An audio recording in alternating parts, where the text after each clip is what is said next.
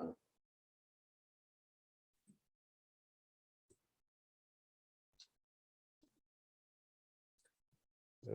I'm going to start my share screen. So, when you're ready, we can go. Okay.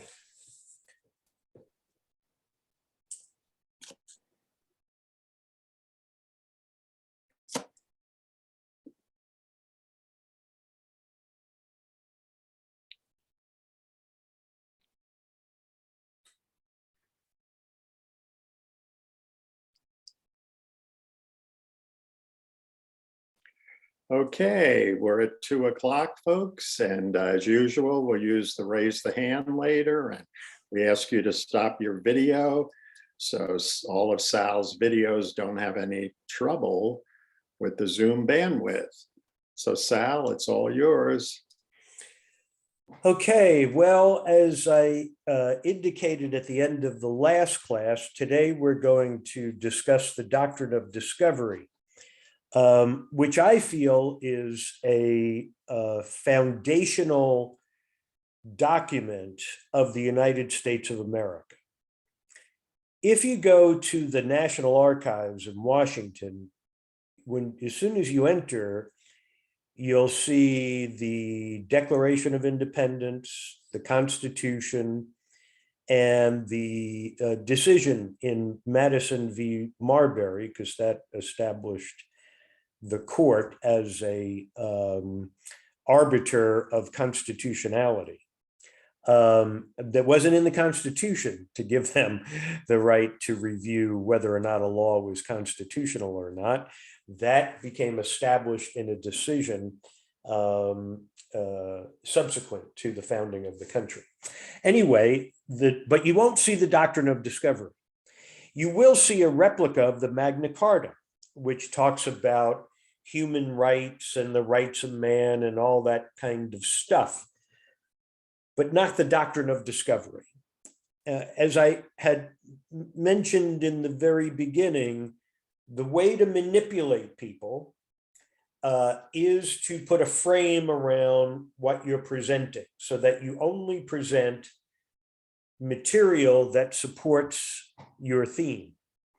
The way to not manipulate is to widen the frame and add more to the context, so you can kind of have a full picture of events, and you can then form your judgment.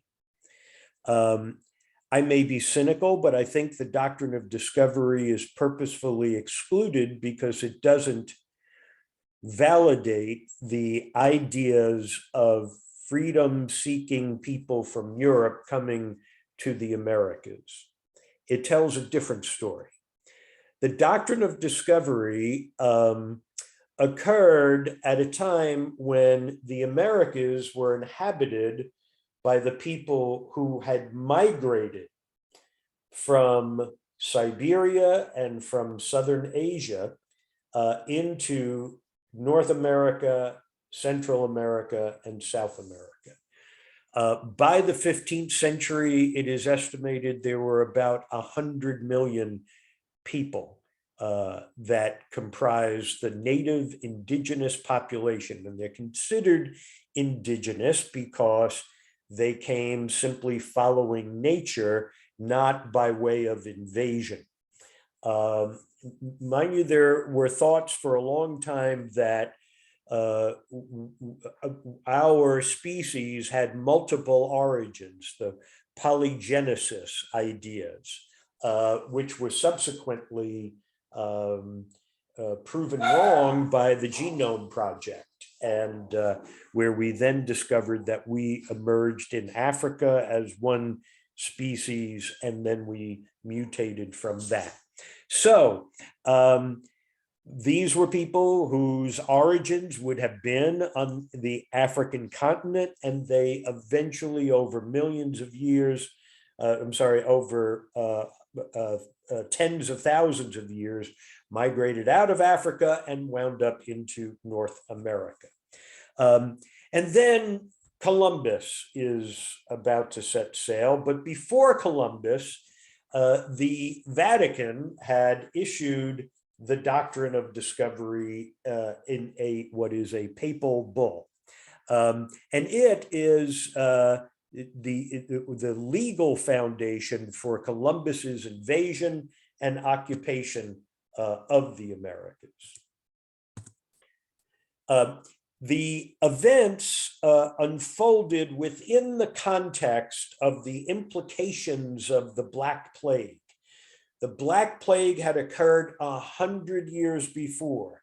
And if you remember when we viewed what that event was about, that people blamed the church. They blamed Christendom.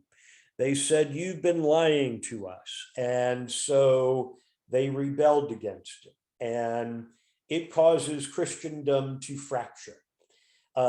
One of the splinters that comes off of there is this guy, Martin Luther, who starts a movement that becomes known as Protestantism. And this Protestantism, in separating from Christendom, also opens a window for changing the rules of religion, rules that had constrained the management of slavery. So it's going to have lots of implications. The followers, though, of Catholicism were diminishing as a result of this fracturing and this new religion emerging. And so the people who are leaving Catholicism are going to the Protestant faiths and to Islam. And so when the New World is coming about, the Vatican sees an opportunity and issues the papal bull, which is to say, go forth and you can conquer those lands and those people, the people that you find there, you can convert them to Catholicism, but if they're Saracens, Muslims, you can kill them. And so at first, it's before Columbus has made initiatives towards into the New World. Portugal is very aggressive in Africa and in trading. And so they issue the papal bull to say, you know, if you convert any people there, we want you to convert them into Catholicism. And mind you, on the African continent, there's a formidable representation of Catholicism across the continent as a result. So they first issued a papal bull in 1452 to Portugal. And then when Spain is now venturing into imperialism, colonization, invasion, and occupation of new lands, the Vatican issues another papal bull for the Spanish. And eventually they also split the world in half, one half being for Portugal, the other half being for Spain. This is by way of the Vatican. And so I want to play an extended clip from a documentary about the Doctrine of Discovery, because it provides what is the legal foundation for people having invaded these lands and taken possession of them. And it's what, becomes the foundation for why we have a legal authority for the land that we're on. And when I say a legal authority, I think it's important to add that everyone needs to have their own concept of what is fair and just and what should be legal and what if we're going to be a nation of laws, well, then are we really adhering to law, or are we making it up to fit whatever is convenient for us at the moment? So let's take a listen to the Doctrine of Discovery. The starting point for all of our original nations and peoples including our sacred sites and significant and ceremonial places, is our free and independent existence, extending back to the beginning of time through our oral histories and our oral traditions. That free and independent existence means something. It especially means something in the face of systems of domination and dehumanization that were brought here by the monarchies of Christendom in the 15th and 16th and later centuries. What we're going to be examining is the doctrine of discovery, or the doctrine of Christian discovery.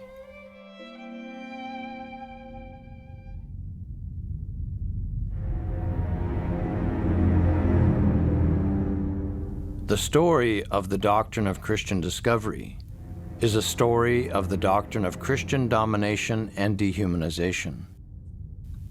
That doctrine is found in documents issued by popes in the Vatican during the 15th century, which declared war on the non-Christian world and instructed Christians to invade, capture, vanquish, and subdue all Saracens, pagans, and other enemies of Christ, to reduce them to perpetual slavery, and to take away all their possessions and property. If that's part of the Christian message, and by us speaking against that somehow makes us anti-Christ because we're against the domination and dehumanization system, then what does that say about Christianity? But if the domination and dehumanization system is not something that Christians and other people believe in or subscribe to, then they should join us in working to abolish and disestablish the system that has resulted in the dehumanization of original nations and peoples throughout the planet and continues to do so to this day.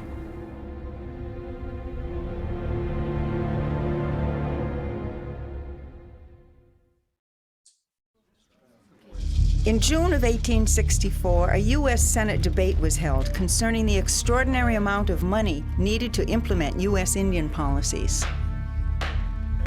What began as a debate on money matters evolved into a heated debate on the U.S. government's relationship to the Native American nations. The whole relation between the Indian tribes and the United States is the most ridiculous possible. And I hope someday or other, a gentleman familiar with the subject will bring in a bill abolishing the whole system. I believe the very worst enemies to these people, in many cases, are the men that the government of the United States employs as agents to protect them. Our white people constantly encroach on them and do them great wrong. It's the duty of the United States to protect them. This glorification of the Indian character and the poetic tale of his wrongs inflicted by this government in the purchase of their lands is a phantom of the poetic brain. We have paid to these Indians and invested for their benefit millions in money, and have thus brought to their doors all the arts of a Christian civilization. If they refuse to merge into and become part of the superior race, they must necessarily be destroyed. It is a law of humanity. We are a different race. It is not that the government has inflicted wrong. It grows out of the case itself, the contact of the two races side by side upon the frontiers of Christian civilization. God, in his providence, is giving this continent to millions of human beings of higher civilization and leading the advanced guard of human and Christian civilization. No word is more vague and has permitted the commission of more crimes than that of civilization. The histories of all colonies begins with violence, injustice, and shedding of blood. The result is everywhere the same: the disappearance of the native races, des races sauvages, coming into contact with civilized races. Charles Salomon, 1889, 19th century international law scholar.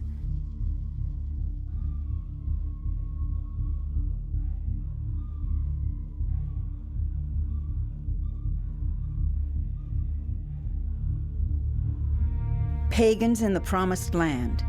Decoding the Doctrine of Christian Discovery. Stephen T. Newcomb. When you look at the quote from Senator Harland of Iowa in the clip that we just saw, and you examine the language, what he says is that if the Indians will not merge themselves into a superior race, they must be necessarily destroyed. That's that part of that genocidal principle. And then he says, it is a law of humanity. When you parse that, what you see is actually two different categories, a category of humanity and those outside of that category. The category of humanity considers itself to be a superior race, and the original nations and peoples of this territory, of this continent, of this hemisphere, they actually are considered to exist within a subhuman or a non-human category.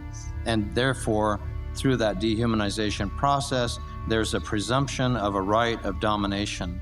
And what has been commonly and typically called the doctrine of discovery is actually the doctrine of domination. And whenever you talk about domination, you have a correlative or a corollary of that. So you have what's above, and then you have what's below.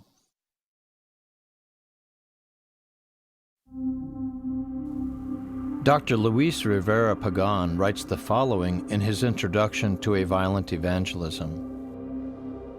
Perhaps the main defect of many modern studies of the age, meaning the age of discovery, consists in not recognizing the primacy of the theological discourse in 16th century ideological production. Truly, the Spanish conquerors of the Americas were driven by their quest for God, gold, and glory. But it was the language related to God, theology, that served to rationalize avarice and ambition, not vice versa. It was religion that attempted to sacralize political domination and economic exploitation.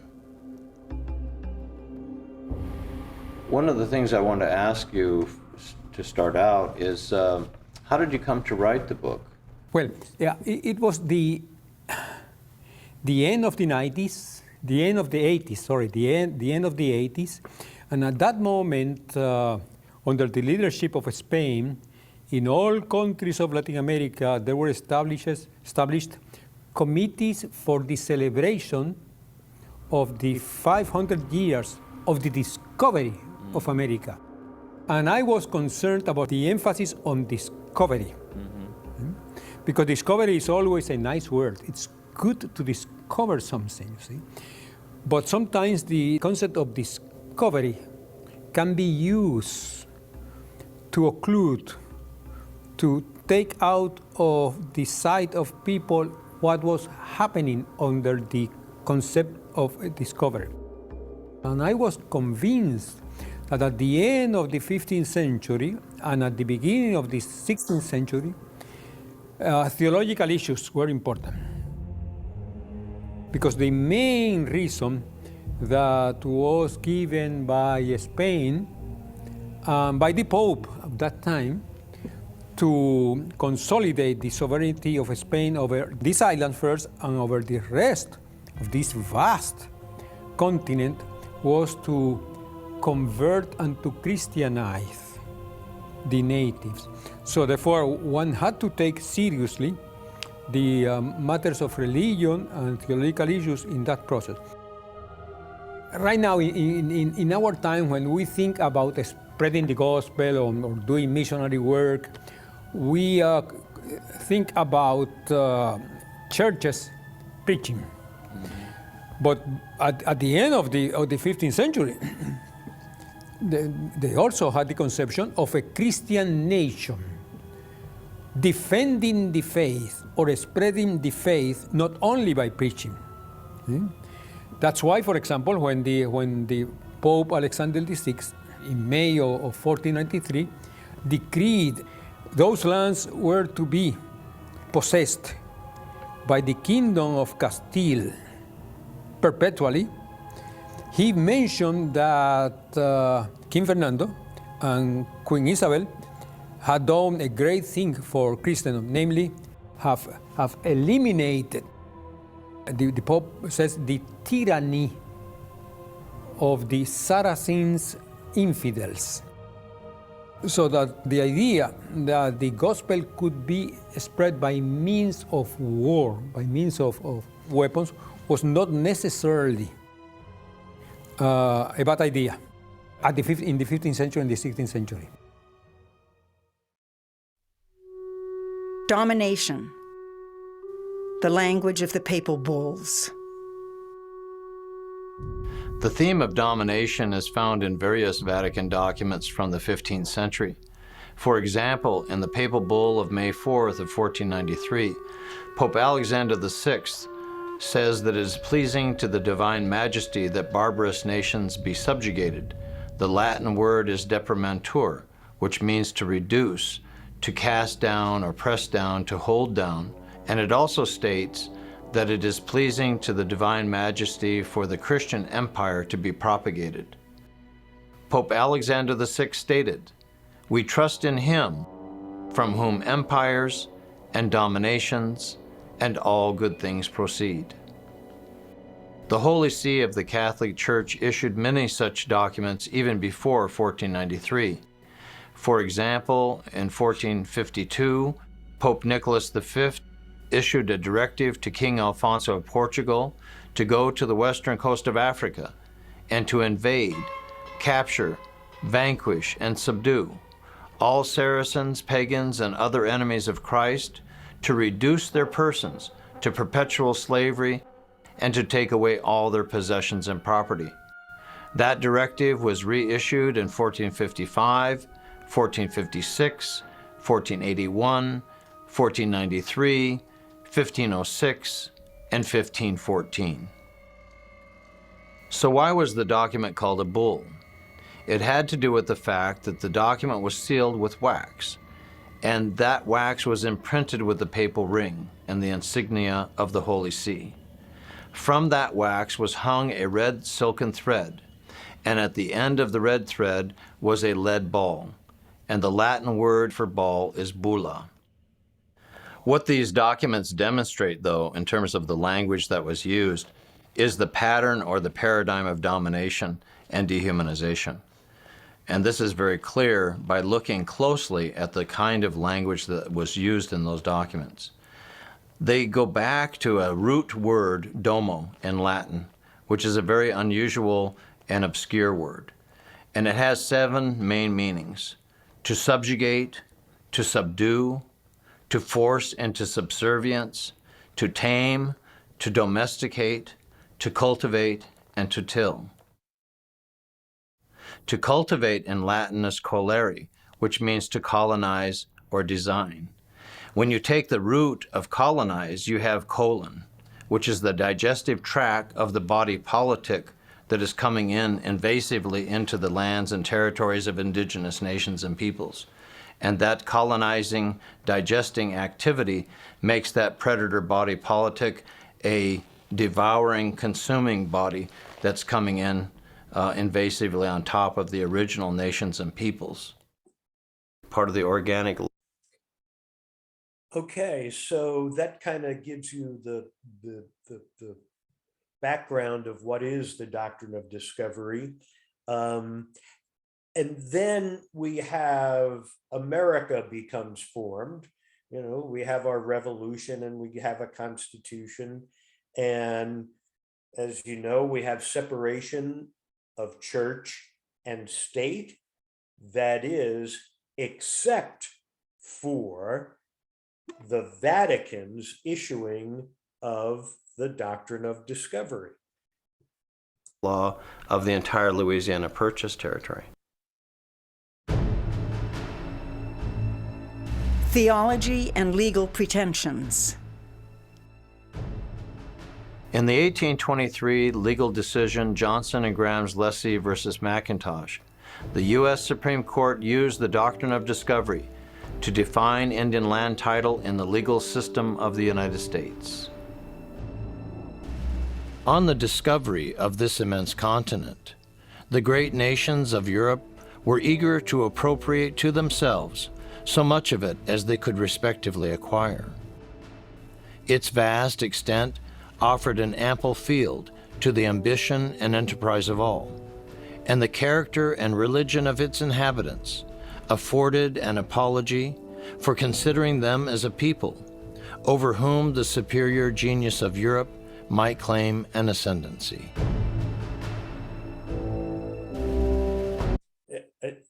Again, I hate to interrupt it. There's got a little more to show about it.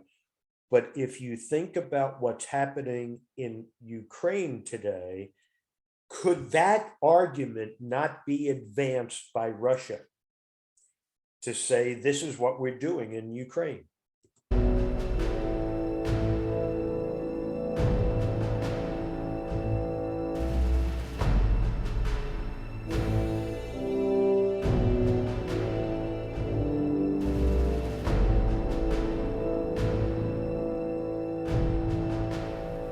The potentates of the old world found no difficulty in convincing themselves that they made ample compensation to the inhabitants of the new by bestowing on them civilization and Christianity in exchange for unlimited independence.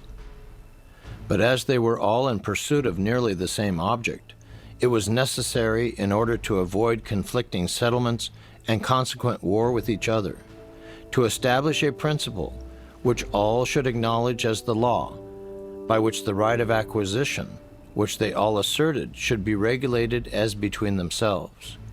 This principle was that discovery gave title to the government by whose subjects or by whose authority it was made against all other European governments.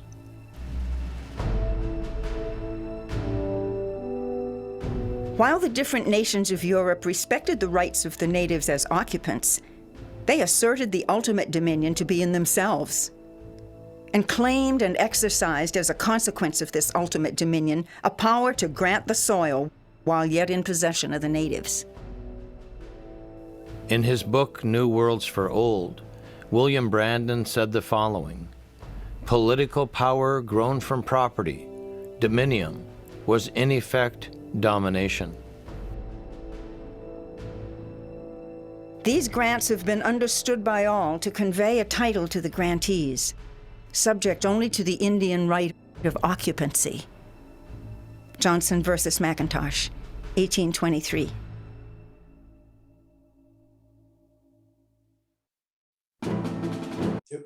Just so you understand what that means, is that I can take ownership of the land. I can allow you to still live on it, but it's mine. It's mine. That's the court ruling. So, yeah, the natives were allowed to continue living, but they were on borrowed land because it was no longer theirs. Reaffirming the doctrine of discovery. In August of 1935, a commission was established by Congress by joint resolution. The commission was established to commemorate and celebrate the 150th anniversary of the United States Constitution. As a result of that commission's work, a book was published in 1937 entitled The Story of the Constitution, and it was primarily authored by Saul Bloom, a New York congressman. In the opening of that particular book, we find Part 1, Origin of the United States, Chapter 1, Discovery, Title to the Soil. And it says, King Henry VII of England turned a cold shoulder upon Christopher Columbus when he asked for financial aid in undertaking a highly speculative voyage in search of India by sailing westward from Europe. But Henry VII, a keen and enterprising monarch, quickly realized the importance of Columbus's discovery, and in 1496 commissioned John Cabot to go out and discover countries then unknown to Christian people, and take possession of them in the name of the English king. According to the book, Cabot made 2 voyages, and by 1498 had sailed along what is now the coast of the United States and claimed it for England. By tacit agreement, the European sovereigns rested their respective claims upon priority of discovery. The natives were regarded as heathens, possessing no rights of sovereignty. So here you have the acknowledgement by the United States government and a commission that was chaired by President Franklin Delano Roosevelt, acknowledging the right of discovery that Chief Justice Marshall said in Johnson versus McIntosh in 1823 was confined to countries then unknown to Christian people, which means the countries that were inhabited by unbaptized nations and peoples of the planet.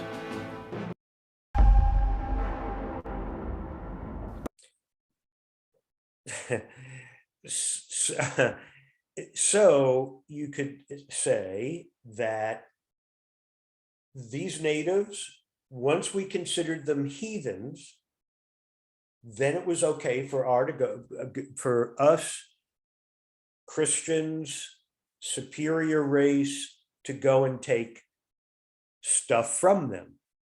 I got to tell you, I live around a lot of people I consider to be heathens.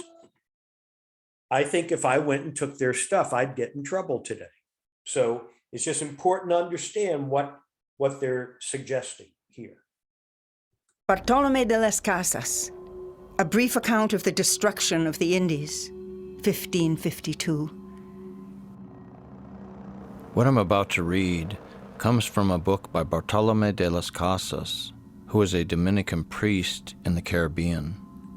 He started out as an encomendero during the time of the conquistadors, which means he was given a grant of land and Indians.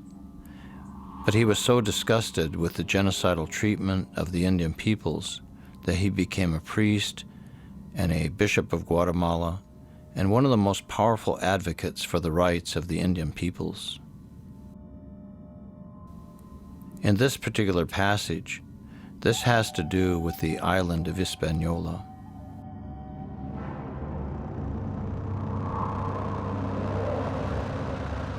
The Christians, with their horses and swords and lances, began to slaughter and practice strange cruelty among them. They penetrated into the country and spared neither children nor the aged, nor pregnant women, nor those in child labor, all of whom they ran through the body and lacerated, as though they were assaulting so many lambs herded into their sheepfold. They made bets as to who would split a man in two, or cut off his head at one blow, or they opened up his bowels. They tore the babes from their mother's breast by the feet and dashed their heads against the rocks. Others they seized by the shoulders and threw into the rivers, laughing and joking. And when they fell into the water, they exclaimed, "Boil, body of so-and-so." They spitted the bodies of other babes together with their mothers and all who were before them on their swords.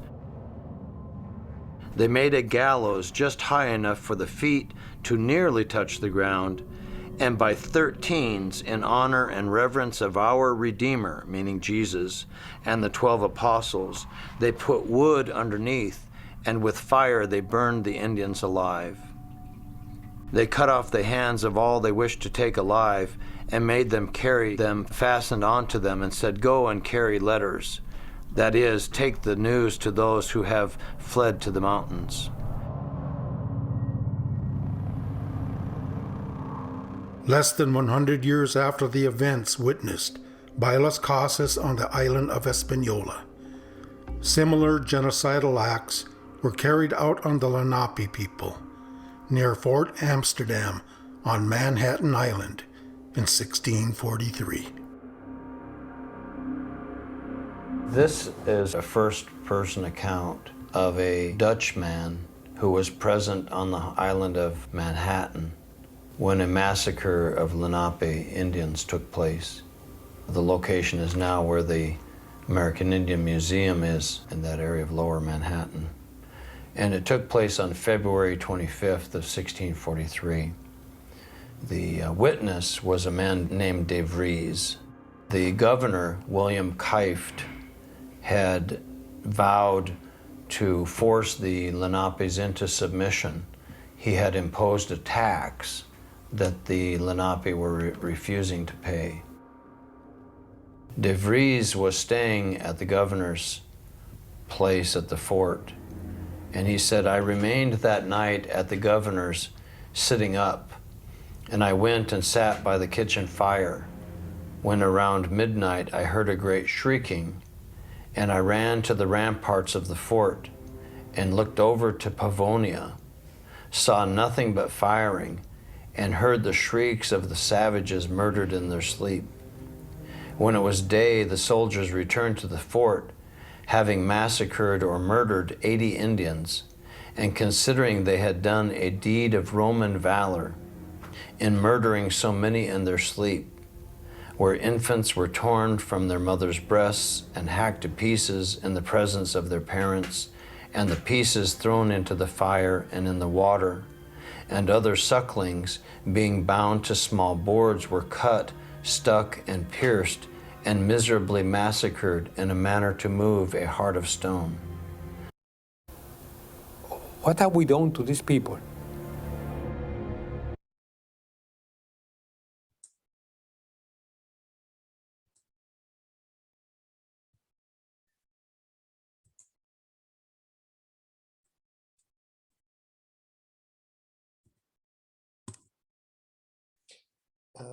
Let me get to the right one here.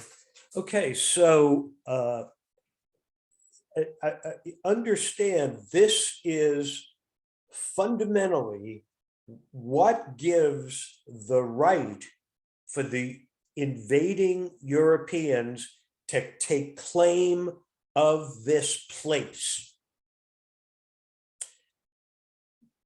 Why is it we're taught about Columbus discovering this place, but we don't learn about what is the legal foundation, rationalization, authorization for him to come and take possession of this land?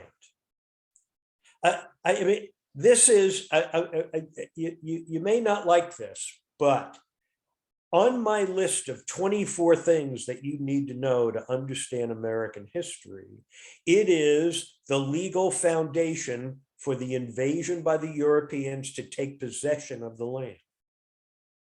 I don't have the Declaration of Independence. That's not one of my things because it's irrelevant. I don't have the Constitution because the Constitution is not important. If you think the Constitution is important, just listen to the Supreme Court.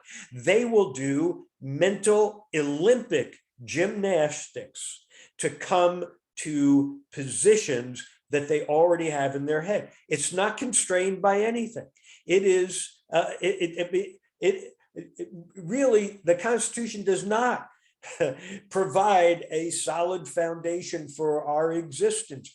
The Doctrine of Discovery does. It says you are authorized to go in, conquer, and kill the people there to take possession for the emperors that you represent. And I think it's really important to note that on a timeline we have these people from Siberia and Southern Asia have been here for 20,000 years. Then we have the Black Plague. Then we have the European invasion. And really over what is the past 600-700 years, that invasion has dominated this land.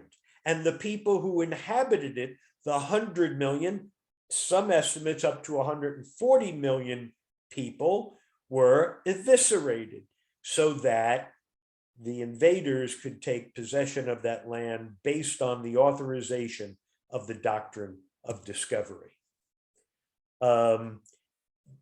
This is just to kind of show the things that are converging at the same time to make the genocide of Native Americans and the theft of their homeland. We have the Black Plague of the 14th century, Catholicism blamed for the plague and losing its followers. We have the rise of Protestantism. We're going to talk about the Enclosure Acts and indentured slaves. and the proclamation line and Bacon's rebellion in the next session's classes. We have the Navigator's Astrolabe, the technology that facilitates Columbus's voyage, along with the Doctrine of Discovery, which coincides with Spain winning its fight against Islam in the 15th century, and Spanish and Portuguese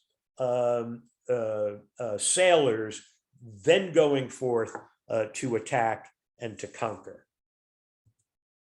And so I kind of like to connect the dots: the Siberian migration with the Black Plague, disaffection with Catholicism, battle with Islam, the Doctrine of Discovery, the European invasion, European competition now for control, and ultimately the genocide of those Siberians who had claimed the Americas as their home for 20,000 years.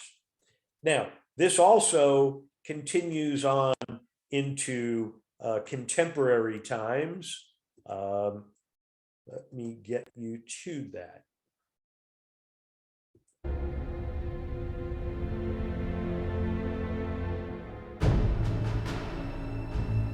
We maintain that the principle declared in the 15th century as the law of Christendom, that discovery gave title to assert sovereignty over and to govern the unconverted, has been recognized as part of the national law, the law of nations for nearly 4 centuries, and that it is now recognized by every Christian power in its political department and its judicial.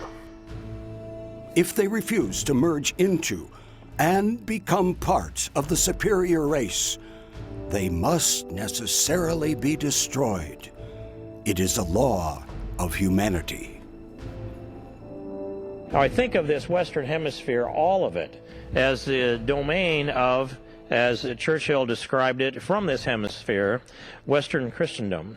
The foundation of Western civilization, Judeo-Christianity, the values that come from the Old and New Testament, the values that Christopher Columbus brought here across the ocean, and that great footprint of the moral values and the ethics that are emerged as part of our Old Testament values, our New Testament values, the idea of the Protestant work ethic and turning the other cheek and building a civilization, a society to provide the best opportunity for salvation, to glorify God and our country, and understand, as our founding fathers understood, that our rights do come from God, and to promote that.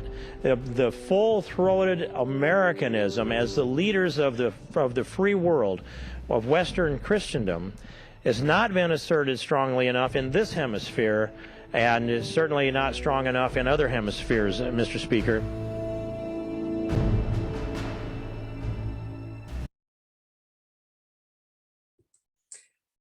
And mind you, this psychotic disconnection from reality, where words have no meaning, where we talk about morality and ethics in the same breath as genocide, as validating and rationalizing genocide, it's mind-boggling to me. It is the same arguments will be made that it's moral to enslave people. It is moral to rape, murder, abuse children in the name of slavery, that they will make that argument. And they will even create a Bible that's written, that isn't the Bible, it's rewritten to give, to say to Black people, you see, God intended you to be slaves. And so they write a Bible that says that to them, because it's not what's there, but it facilitates what they want.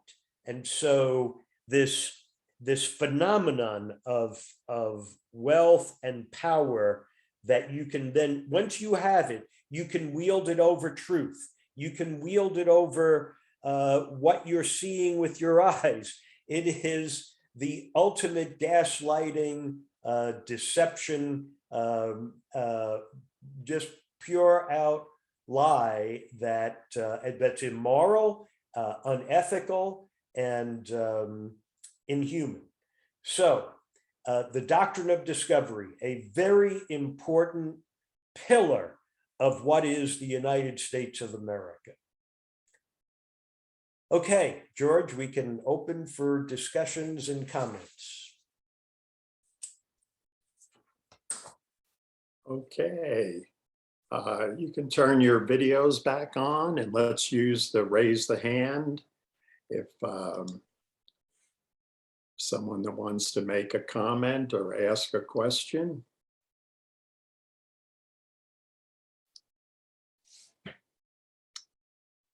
Okay, Margita.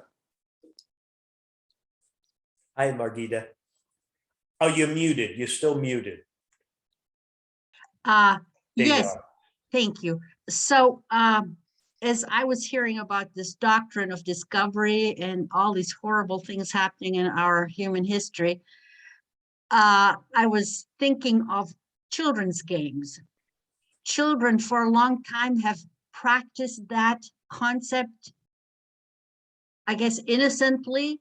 You know, things like I called it first, or I saw it first, now it's mine. And there are a number of others. I can't think of their names anymore, but children play that. And as we know, we play what we need later on in life to affirm those concepts. And so suddenly those games look, oh my gosh, what kind of mindset are we letting our children practice or innocently soak up? So I think that's a very innocuous way of thinking it's okay. Sure. And, you know, kids fight about that. I was here first. I saw it first. It is mine, whether it's, you know, finding flowers out in nature or berries or whatever. So it's that, it's horrible. And also, I think it's such a, this whole concept strikes me as so simple-minded. Hello, you mean just because you saw it first, it's yours? It's like, I guess what I'm saying is not only that it reminds me of children. It's not a very high IQ concept, right? I mean, that could be disputed very easily. So it's amazing that it has lasted so long and has grown these horrible flowers all over the planet. You know, it's curious. When I remember when I was younger, I would think, you know, we have Columbus in 1492, and then we leap ahead to the Declaration of Independence in July 4th of 1776. And I wonder what happened between there. You know, in my history, like we just leap over that. And then that Columbus guy was from Spain, and you know, at the time of the colonies, they were all English colonies. How did all of that happen? And so in that early childhood education, we're really bombarded with cherry-picked information so that we can, you know, adopt the narrative that they want us to adopt. Now, we also knew there were the Native Americans here.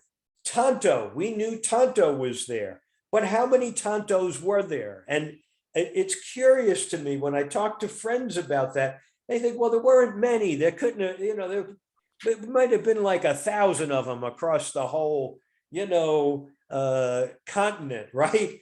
No, there were 140 million of them. And the you know, to realize that later on in life, it's like, how did they leave that out? And so I can see children taking this concept. Well, I discovered this, so it's mine, just like Columbus did. He discovered it, and then it was his, and the hell with everybody else. Yeah. It is a remarkable, and I really would like for each of you to simply think of and think you're welcome to think that I'm making more of the doctrine of discovery than it deserves, that I'm overstating it. But from my perspective, this is a very significant item, a foundational item. How is it that we never heard about it? For many of you in this class, the first time you've heard about it is in this class. Yeah. And so, I mean, how did that happen? How did we get through college and graduate degrees and law schools and all of that? And all of this was, to me, that shows that there was a concerted effort, that Ron DeSantis today is a reincarnation, that he was here back a long way to craft. We don't want them to know that Black people were enslaved. We don't want them to know that the natives were slaughtered by the white man who invaded. We don't want them to know it. So it's purposefully left out. And I think it's a huge thing. And how did they not tell us about that? Yeah, can I quickly just add on something? Whoops, I'm sorry. Is that even the naivete, I mean, simple-mindedness mixed with, just the insolence of selling part of this continent to another nation, like the Louisiana Purchase, France, and it's like, hello? Yeah. Why do you think you have the right? It's unbelievable, but it strikes me again as so naive and simple-minded mixed with brutality. It's like, what are we humans all about? This is just unbelievable. Yeah, who did the title search on the Louisiana Purchase? What the hell gave Napoleon the right to go sell it? Yeah. Unbelievable. Lucretia. Michael Freeman put a comment in chat. Excellent point, Margita. Margita. Okay. It's Margita. Yeah. Margita. Yeah. Lucretia. Well, I was just thinking the same thing, that this is not over. This is not all in the past, and it's okay now, because we're doing this critical race theory, and it never happened. So don't worry about it, kids. And then the willful ignorance is just staggering. It just catches my breath, how willing people are to stay ignorant. No, I totally agree. And the thing is that I want to reemphasize that as a security analyst person, I'm saying if I'm working for the American government, go do a study and tell us how are we? And I'm telling you have a cancer. And the cancer is the lie that's been perpetrated against Black people, the lie that's been perpetrated against Native Americans. And that lie is a cancer that will kill you. If you don't want to die from that cancer, get real about it, confront it. People will take pride in the fact that you had the courage and the guts to face up to what you did and make amends. That will give people pride. That will pull people together. The problem is that you have people who are very powerful, who are benefiting from the cancer. And if you won't confront it, you will be the victim of it. It is, and when we look at when Putin unleashed his social media assault on America in 2015 and 16, over half of what they produced was aimed at racial animus. So they know we have this cancer, and they are exploiting it. And look, they're doing a great job of it. They're doing so well that even during the State of the Union address, when the president is talking about his deceased son, a congressperson from Colorado decides to shout out. Putin loves that we are divided. It is helping his war plan. So it's not just we have to confront these things because they're morally wrong and all of that. It's because the very existence of America hinges upon your ability to confront this stuff and do something. Honestly, really, not some Walt Disney production like Ron DeSantis wants to do down in Florida. You need to get real. There are huge problems in it, and it is rooted in this original sin. Okay. As usual, I think whenever we ask everyone to unmute and give Sal a round of applause, then all of a sudden people think of things to say. So you're welcome to stay on. Yeah, well, we can stay on, right? Sure. I'm here. And let's give Sal a round of applause. Thanks, everybody. Thank you. I hope you're finding this useful. And there's always the risk of people being offended by this information, whatever, or my passion behind it. My passion is about really wanting to protect the country, not harm it. And but as a security person, I know what others can do to exploit our vulnerability. And so I feel very strongly about it, because if we don't, we're going to be paying a very big price for it. Susan, for your passion. Susan, that's your cousin with you, right? I remember her. Yes, I did. I've been bragging about Sal's class. And of course, Nancy would know you. But at this point, I wanted her to get a little sampling of Sal and this amazing revised history class. So she came. Thank you. Thank you for coming, Nancy. Yeah. It's very interesting. Yeah. Thank you. Thanks for coming. And come back for more. Yeah. I wish I could. Well, we have people from all over the place attending. Yeah, so it's Barbara got so upset by all of this, she left the country, but she still comes back. That's true. Okay. And they have better chocolate in Antwerp than here, that's for sure. Yeah. Yeah.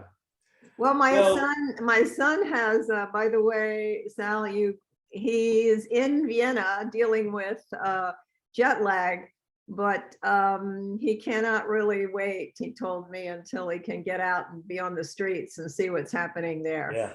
Yeah.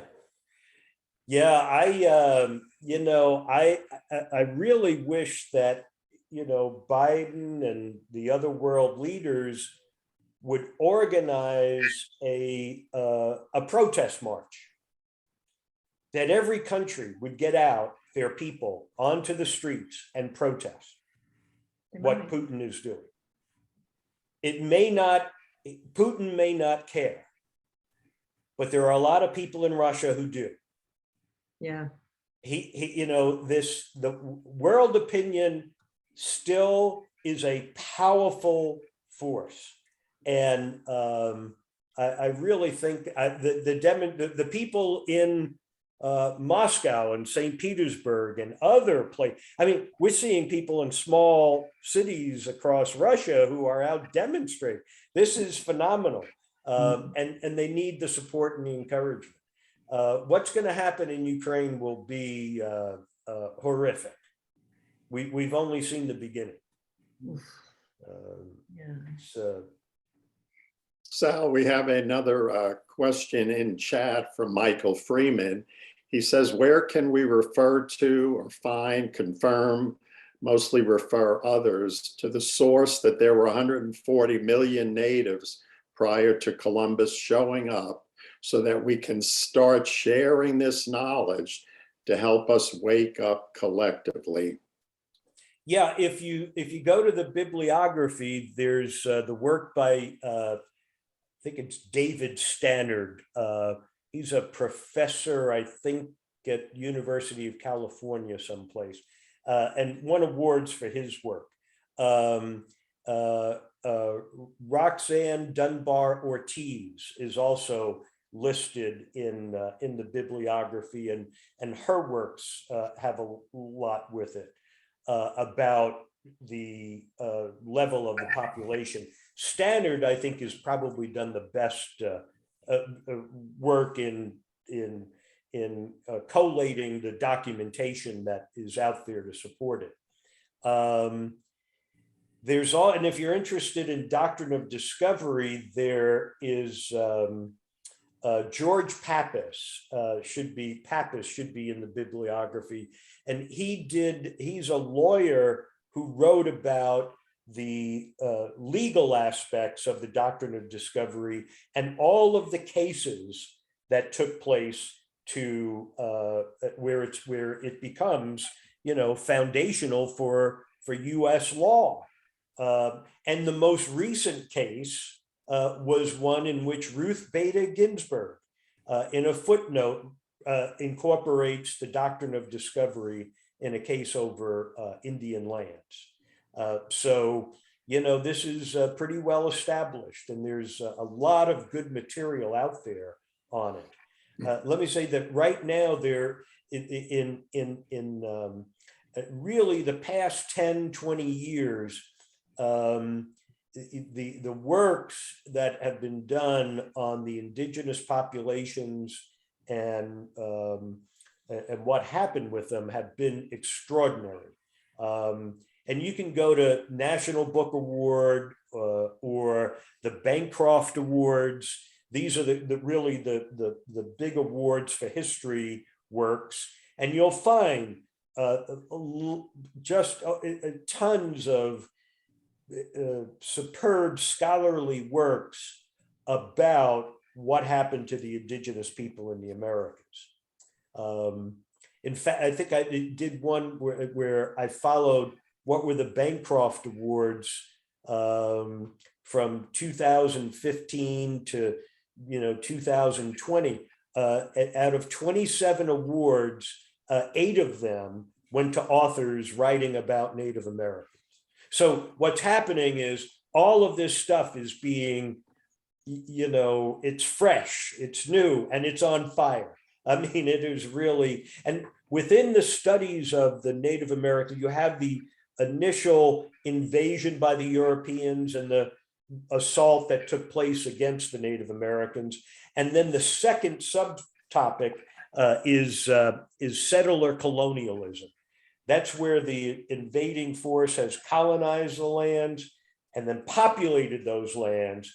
And the people who populated those lands then go forth and colonize. We call them squatters. So they go and they take more and more and more of their lands. So there's a lot out there on it. Yeah. And I'd also say, if you're interested, about George Washington and his, how much Indian lands made him one of the wealthiest people in the world. The Indian World of George Washington by Colin Calloway, professor at Dartmouth.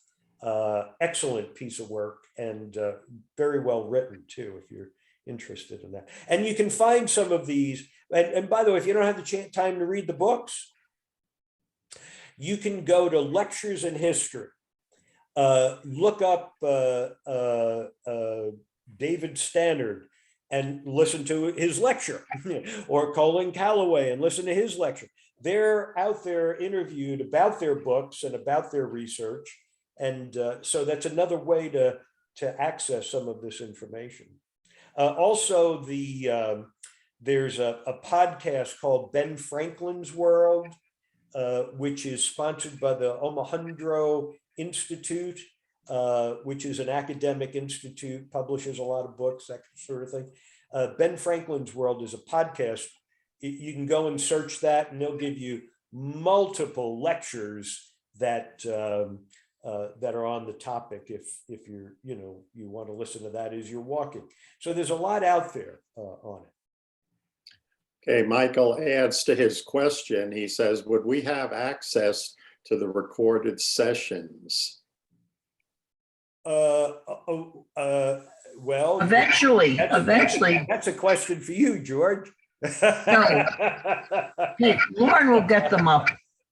When Lauren gets back, she'll get it up. Well, I think because your sessions have been recorded, so we could do that, but that's your call, Sal, if we're gonna. Oh yeah, if you can. But one of the problems that we have is that, as you know, I use a lot of videos, many of which are copyrighted.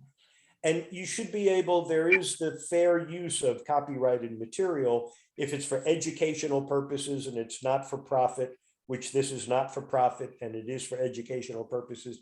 But we get bogged down in getting the approvals. So there's a delay often in being able to post the recorded classes. But when we do, we'll send it out. Yeah. See, I don't know, but I know this. Lauren has categorized them. So eventually you'll be able to go in and see the recordings and what they refer to. And yes, I think Georgia will make sure that everybody gets that link. Yeah. I already have it over here, but you know, I have a little in with Lauren.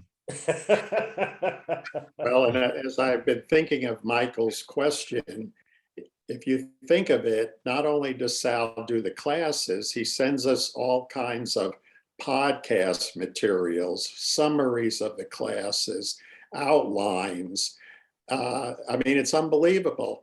My folder on Sal is so full, I'm going to have to take a 2-year sabbatical to try to get through it all. But he's really giving us the material so that we can help educate others. And not as well as he does, of course, but I think every little bit will help. We'll be part of Sal's army.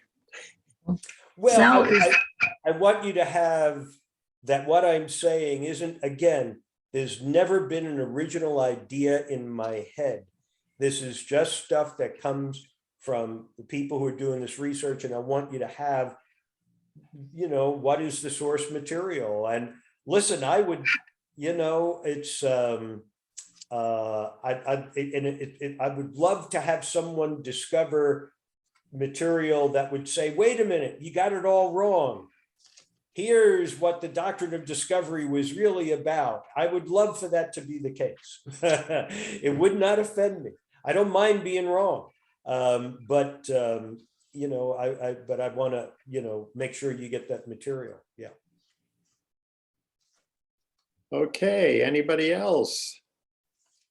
Well, Sal will be back, of course, with a new class in the spring semester. Everybody should be registered for all that already. And yeah, we'll be back in 2 weeks, and we'll you know, we got, I think, some interesting stuff and some good videos to watch in the next round. So everyone have a safe vacation.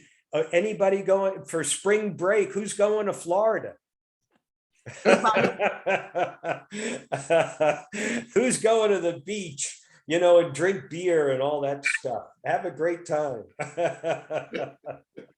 I misplaced my swimsuit. You won't need it. They've got nude beaches there. Yeah. I went to one years ago in California, Eileen. I bet you were there. Oh, I don't think so. It was near San Diego. I should have told Lauren about it. Yeah, oh, she'd love that. I had forgotten about that. Oh my God, George.